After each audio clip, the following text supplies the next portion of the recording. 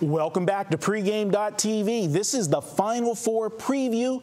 I'm Marco D'Angelo, joined in studio with Ken Thomson from SportsX Radio here in Las Vegas. Earlier this week, Vegas runner and Steve Fezzik broke down the Final Four games.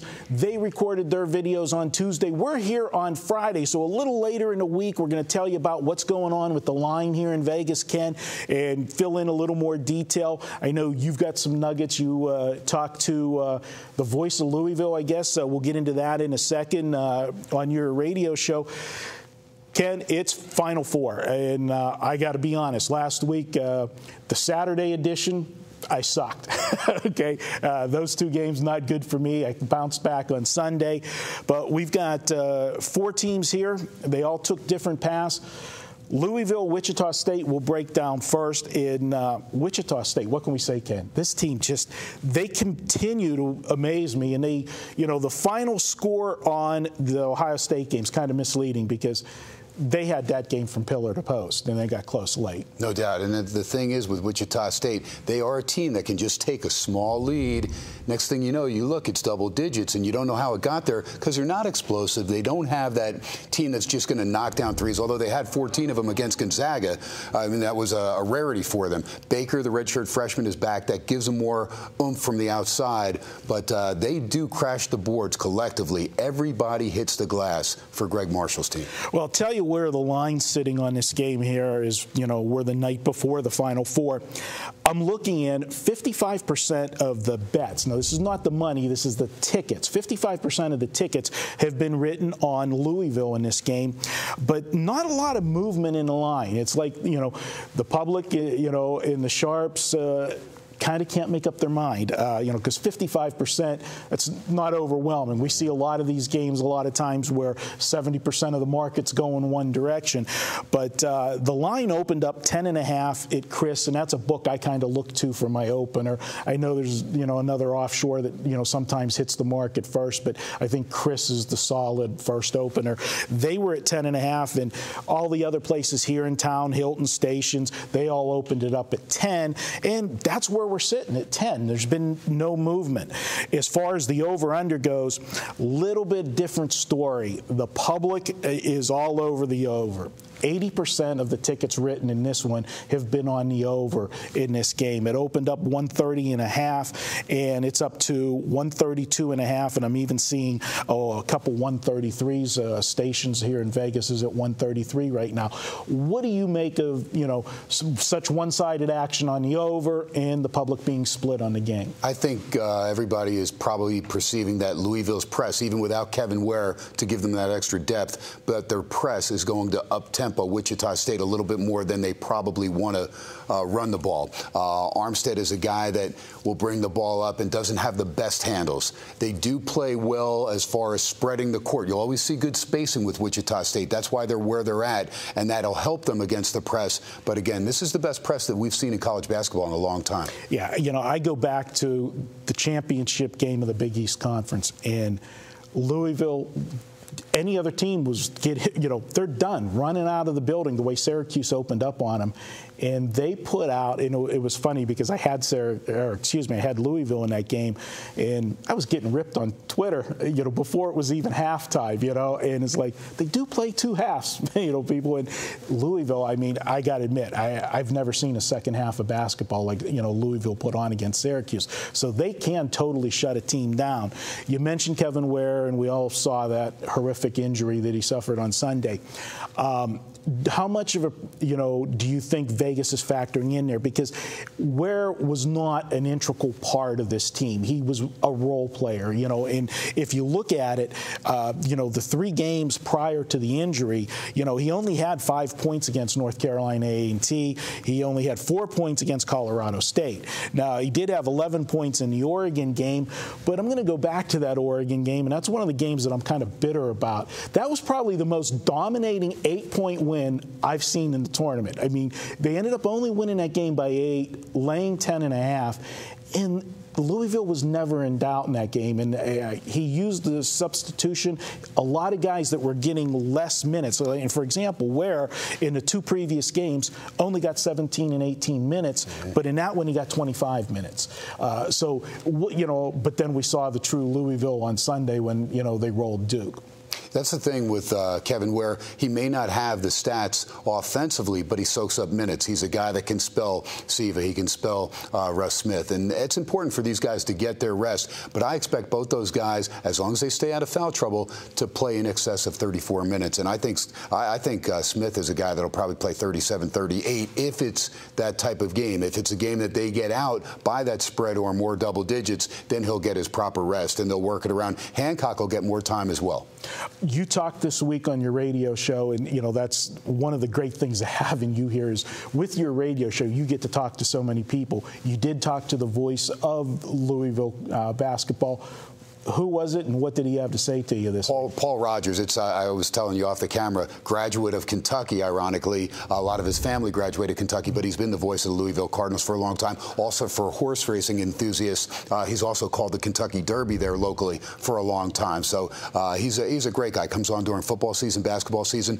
Paul's a great guy. He, too, was shielded from his vantage point as far as to actually see how horrific the injury was, but was able to figure it out by all the other players' faces and the demeanor of Coach Pitino breaking down. And they didn't want to really watch the replay over and over. They did see the pictures and some of the stuff that was tweeted, but it was something that they really didn't get into over and over again. They didn't rehash it. It was a gruesome injury, and anybody that did see it live and did see the pictures, you know what, unless you're somebody that's just somebody that is probably one of those people that wants to watch Texas Chainsaw Massacre over and over again. You're going to shy away from it after you see it once. It was a horrific injury.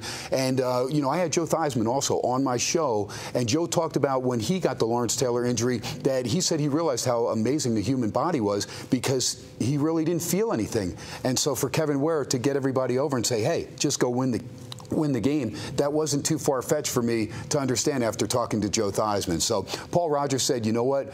Everybody understands not only is this team on a mission, not only does he feel this school is of destiny, not only on the men's side, but possibly the women's side as well, as they have made the Final Four. But Kevin Ware, being from Atlanta, he's there. He made his David Letterman appearance. So kind of they're putting everything together. This team looks like a team of destiny. You have a play in this one, a prop bet. What is that one? And then we'll move on to the next game. Yeah, I'm going to go with Russ Smith over 20.5 points. I expect, like I said, for him to play in excess of 34 minutes.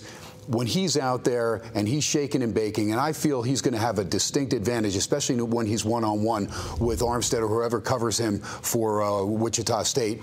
I think he's going to get fouled. I think he's going to knock down threes. I think you're going to see the complete repertoire. He's going to have a big-time game. He likes the big stage. He's got to stay out of foul trouble. That's your only concern there. 20.5. He's gotten 23 twice, 27 once, and 31 once. So he's not come under that yet, and I've got a 2.5-point swim margin there as far as, so I'm feeling pretty good. And again, I'll root personally for Wichita State because of my relationship with Coach Greg Marshall, but I also like Paul Rogers, again, a good guy that's been coming on the show for a long time. And again, I feel this team for Louisville is a team of destiny, so I expect them to get past Wichita State. By the spread, we'll wait and see. All right, moving on to the second game, we've got Michigan at Syracuse. Definitely this one is the more competitive, obviously, with the line. And ironically, once again, we've got a 55-45 split with the public on tickets for this game on where the bets are going. Syracuse is getting 55% of the action. Michigan opened up a 2-point favorite. It's 2 pretty much across the board. I've got a 2.5 at one of the offshore places, the Greek, and one of the other sharp books a lot of people consider to be a sharp book, Pinnacles, moved it down to 1.5. But everybody else is sitting at 2 with this game. How does that surprise you, with Michigan being the favorite? Syracuse I know Michigan looked impressive in their last game against Florida, but Syracuse has been blowing people away too.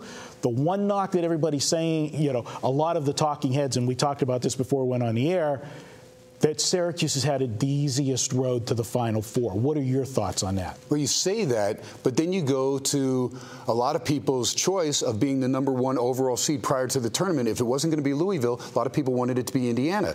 Indiana several times fell from that one spot, and anytime somebody else would fall, everybody quickly wanted Indiana back on the top perch. They were dominated. I mean, they were physically beaten up, and holes never got open looks. Zeller looked pedestrian in the paint. I mean, Syracuse made them look weak. They did the same thing to a very good Marquette team. And this is a team that knew them, already had seen them, split the last 6 games, like you had said last week, with Syracuse. So you can say what you want about their path there, but having to play one #1 seed and knock them off and doing it convincingly and holding them to 50 points, that's an eye-opener. Let's remember, Michigan was down 14 to Kansas. They made a miracle comeback, and Burke nails a 30-plus footer to put them into the extra session. So Michigan is living on borrowed time or playing with house money as well. All right, the over-under in this one is absolutely split 50-50. People can't decide, and that's what we're seeing with the line movement. There's really been no line movement in this game. Opened up 130.5, and it's sitting at 131 at most of the books. I've got a prop bet in this one, and my prop bet is regarding Trey Burke, and player of the year, everything else. We know what he did, Superman, in the Kansas game. I still can't believe Kansas blows that game. You're not supposed to blow a 10-point lead. But I look at this, and I've been one that, especially with the marquee players, and can there be anybody more marquee in the tournament of the 4 guys left than Trey Burke, that the public that comes to town, they're going to bet all of these other props, just like the Super Bowl kid, and they're going to look at the props, and they're going to see Trey Burke. They're going to say, okay, what do we got? Oh, the prop is points scored and assists. Add them together, you got an over-under, and that number on it's 24.5. I'm going to go under, and I'll tell you why. They're going to be facing a difficult Syracuse defense. Syracuse has played tremendous. They've shut everybody down. Also, they've had a week to prepare. Who are you going to take away from them? You've got all these different players and weapons on Michigan. You're going to key in on one. I think they're going to try to limit Trey Burke. And I know that if you look at the games of what he's done so far, if you add the points and assists, he had 22 against Florida. That would have been under today's. He did have 33 versus Kansas. But we talked about it. They were behind. How about 0 at the half he had? Yeah, he was behind. They were behind, and he had to hoist them up. And he was, when he got hot and hit those threes, he had 25 against VCU and only 13 against San Diego State. I think this number's inflated based on his name. Mm-hmm.